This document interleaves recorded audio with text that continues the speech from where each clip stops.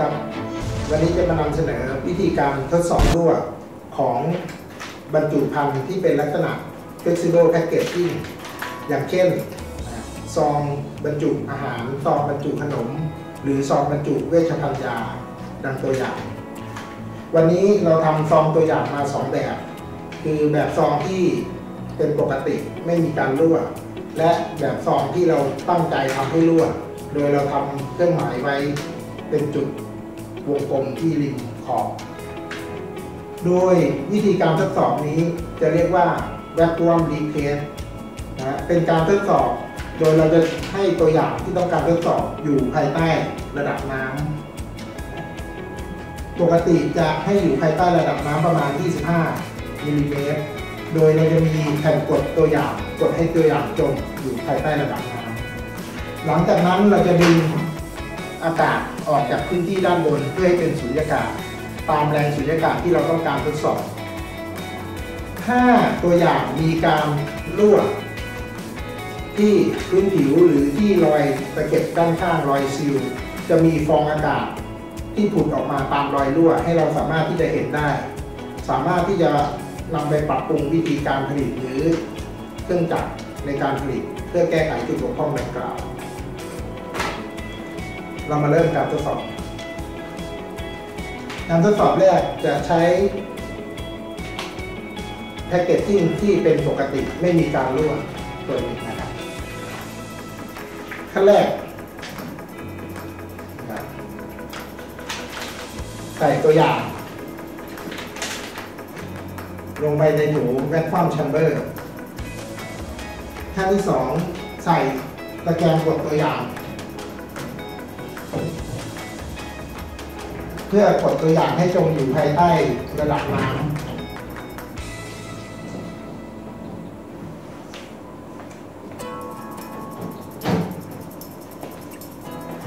จับตัวอย่างตามต้องการให้มุมตัวอย่างอยู่ในระดับตามที่เราต้องการที่จะดูปิดฝาครับปิดล็อกครับแล้วก็ล็อกที่ตัวล็อกด้านข้าง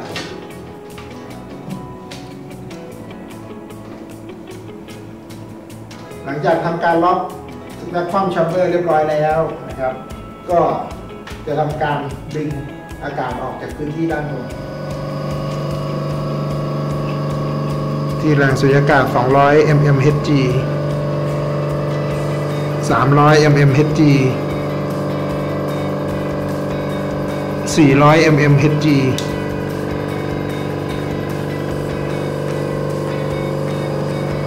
500 mmHg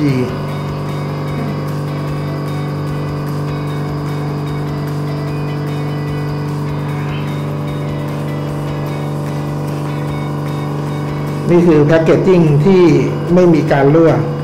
สังเกตจะไม่มีฟองอากาศที่ผุดมาอย่างต่อเนื่องจากพื้นผิวหรือจากขอบรอยใดๆทั้งสิ้นโอเคเราทดสอบกันที่ระดับแรงสุญญากาศ600มิลลิเมตรตลอดด้วยโถที่เป็นภาชนะใสเราสามารถที่จะเห็นตัวอย่างภายใน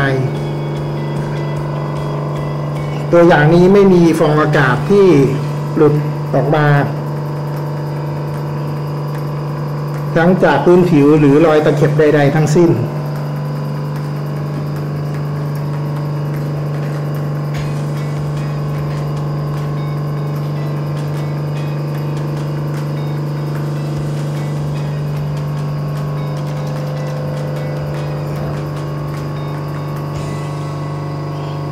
หลังจากที่เราปล่อยให้อยู่ภายใต้แรงสุญญากาศภายในเวลาที่กำหนดเช่น30 วินาที1 นาทีหรือ2 นาทีแล้วแต่วิธีการทดสอบของลูกค้าเราก็สามารถที่จะทำการรีลีสอากาศหยุดการทดสอบโดยการรีลีสอากาศออก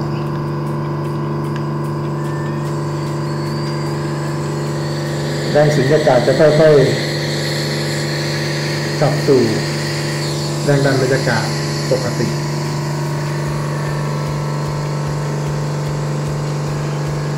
ที่300มิลลิเมตรตลอด200มิลลิเมตรตลอด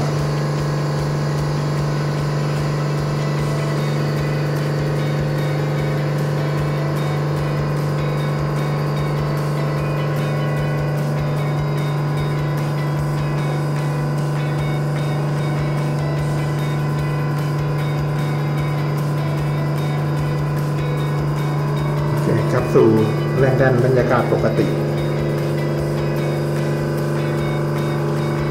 ได้ทำการทดสอบเสร็จเรียบร้อยนะรีลีสอากาศจนเท่ากับบรรยากาศปกติแล้วก็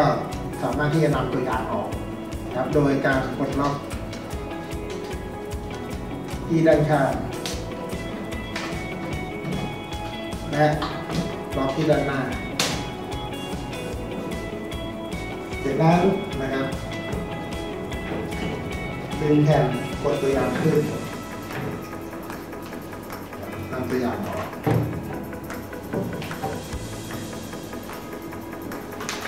นี่คือถุงตัวอย่างที่ผ่านการทดสอบแล้ว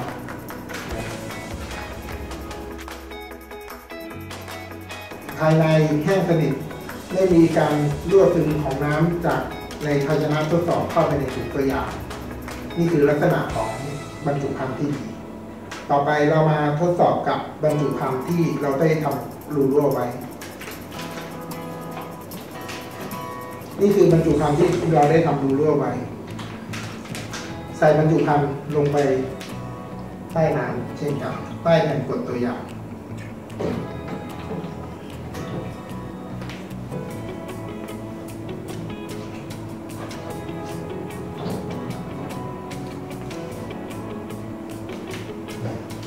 เซตบรรจุภัณฑ์ให้อยู่ในมุมมองที่เราต้องการที่จะดูได้ชัดเจนหลังจากนั้นปิดฝา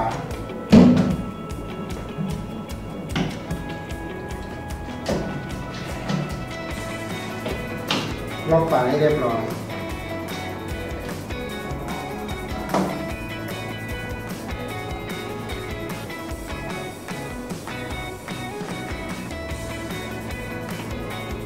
และทำการดึงอากาศออกจากพื้นที่ด้านบนเมื่อเริ่มดึงอากาศสังเกตบรรจุภัณฑ์ที่รั่วจะมีฟองอากาศไหลขึ้นไหลออกจากรูรั่วบรรจุภัณฑ์ตัวนี้มีรูรั่วที่รอยซีลที่ขอบ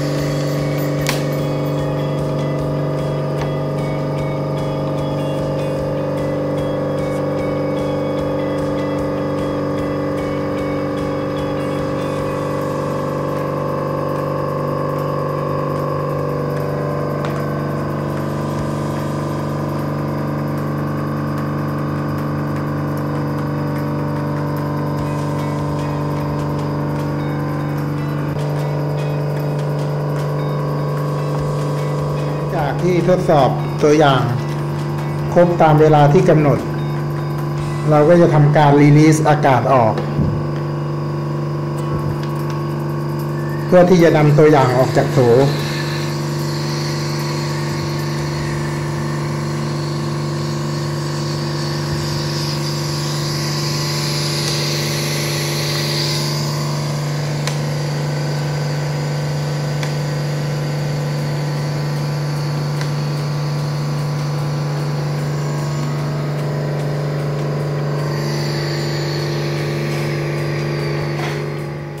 หลังจากที่ทำการทดสอบเสร็จเรียบร้อยแล้วเรารีลีสอากาศออกจากภายในโถเรียบร้อยนะครับกดล็อก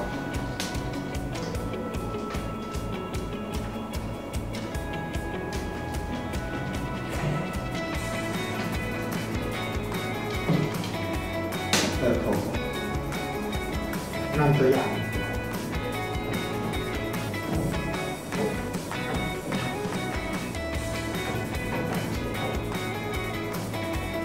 สังเกตตัวอย่างนี้คือตัวอย่างที่มีการรั่วที่รอยซีลด้านข้างหลังจากที่ในขณะทดสอบฟองอากาศภายในของตัวอย่างได้รั่วออกมาภายนอกเมื่อเรารีลีสอากาศกลับเข้าไปน้ำในโถจะวิ่งกลับเข้าไปในถุงภาชนะตัวอย่างผมจะแกะในถุงให้ดู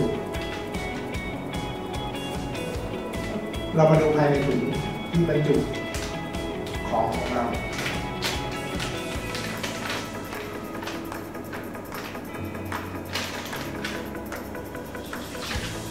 นี่คือน้ำจากในโถที่ไหลกลับเข้าไปในผลิตภัณฑ์ของเรา